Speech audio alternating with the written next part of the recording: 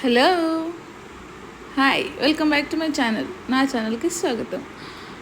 ఈరోజు నేను సొరకాయతో కొత్తగా ట్రై చేసినాను.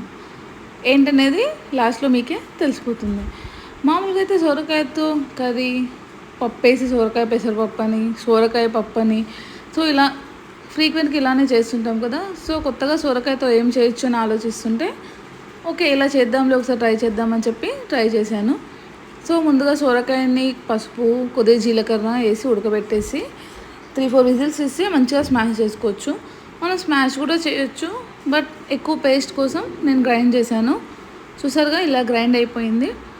ఆ తర్వాత మనము ఆనియన్, పచ్చిమిర్చి అన్నీ ముందుగానే కట్ చేసి పెట్టేసుకోవాలి. ప్యాన్లో ఆయిల్ వేసేసుకొని మనము పోపుకు సరిపడా కొద్దిగా శనగపప్పు కూడా వేసుకుంటే బాగుంటుంది, ఎందుకంటే తినేటప్పుడు అక్కడక్కడ తగిలితే బాగుంటుంది.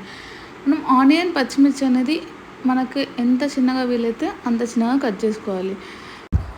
అలానే వెల్లుల్లి రెబ్బలు, పచ్చిమిర్చి కూడా కచ్చాపచ్చగా దంచుకొని పోపులో యాడ్ చేసుకోవాలి. ఆ తర్వాత మనం ముందుగా కట్ చేసి పెట్టుకున్న ఆనియన్, అలానే టమాటా ముక్కల్ని కూడా వేసేసి మంచిగా వేయించాలి. ఆనియన్ కొద్దిగా కలర్ చేంజ్ అయిన తర్వాత మనం ముందుగా గ్రైండ్ చేసి పెట్టుకున్న సొరకాయ పేస్ట్ని కూడా వేయాలి. మనం నీళ్ళు ఎక్కువ యాడ్ చేయాల్సిన అవసరం లేదు.